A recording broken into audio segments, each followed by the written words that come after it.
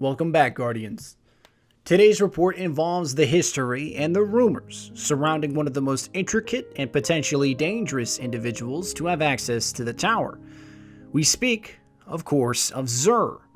He, or better described as it, is a being not of the light, but a pseudo-puppet moving through the tower as if inspired by a silent wind, graceful yet curious. Some would describe him as a simple merchant. Others would give him the name arms dealer, extortionist, fool, hoarder. The list of title goes on for some time, but frankly, not all words are important to provide context.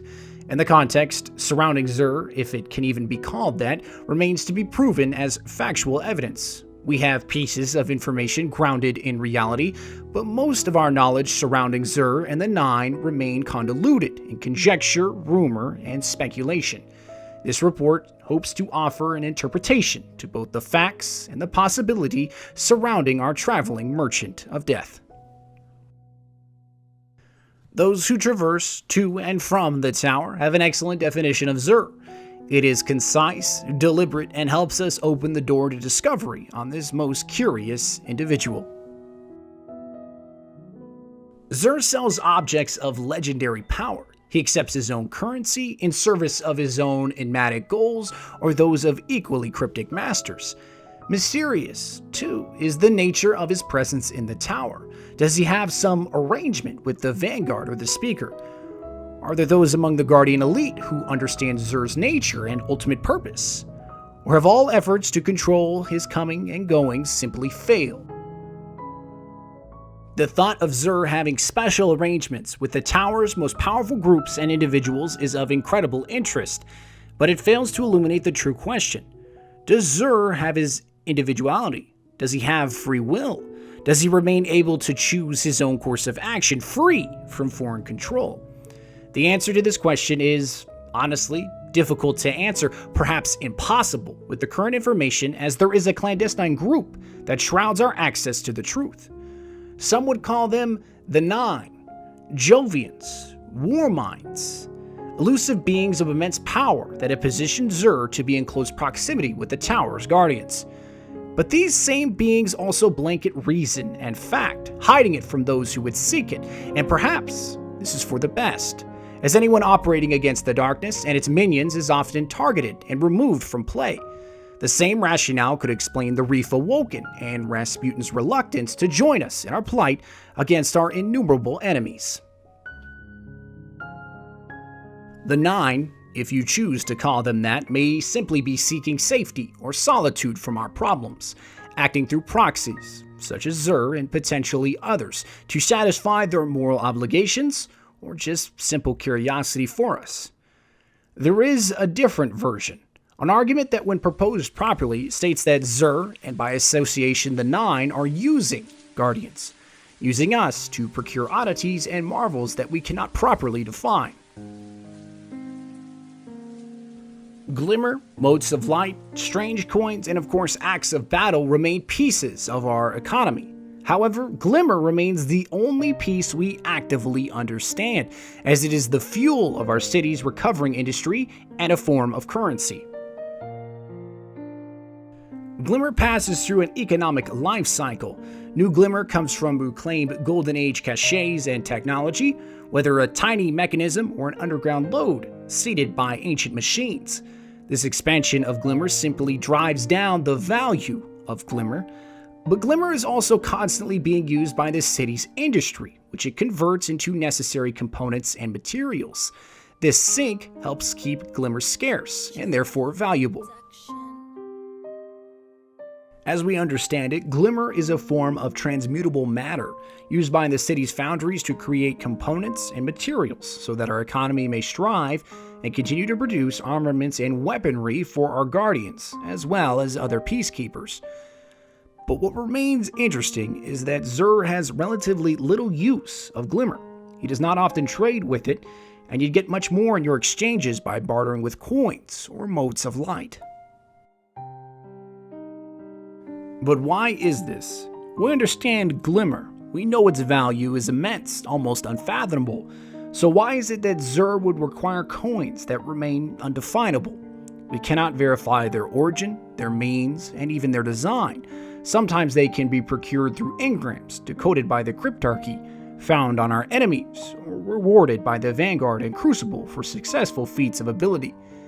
But they remain a mystery. Their true value, if there is any, is lost on us. It is said that each coin rings with a faint, sharp hush, as if it has touched the sounds around it with the edge of silence. These could buy incredible things in the right hands. Whispers say the faceless creature who sometimes comes to the tower covets them above all else. They would not be mistaken. Xur places an incredible importance upon these coins, as if he or the Nine know their true value, forever leaving us to fumble in the dark. This is where a suspicion is raised. Perhaps it is paranoia, implying the incorrect possibility, or perhaps we are being fooled. A cunning merchant would have you walk away from a transaction believing you have triumphed a duel of wits, but in reality, you may have bartered away something more precious or irreplaceable. However, many would believe it is a trade of convenience, as we Guardians in the city have no use of these coins. The Nine, Xur's undoubted supplier, has no use of standard conventional weaponry or armaments, so we trade our wares, both exiting the market with something we desired, all for the better. But often in business, this is never the case. Countless reports from old Earth economic workings would cite that your trade partner is always attempting to outposition you, whether by taking advantage of your ignorance or utilizing your uphill struggle against another opponent in their negotiations.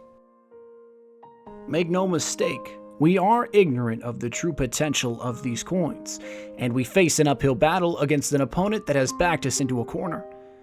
But a few sentences contradict this line of reasoning. Xur's spoken words guide us off the path of paranoia and to that of hope.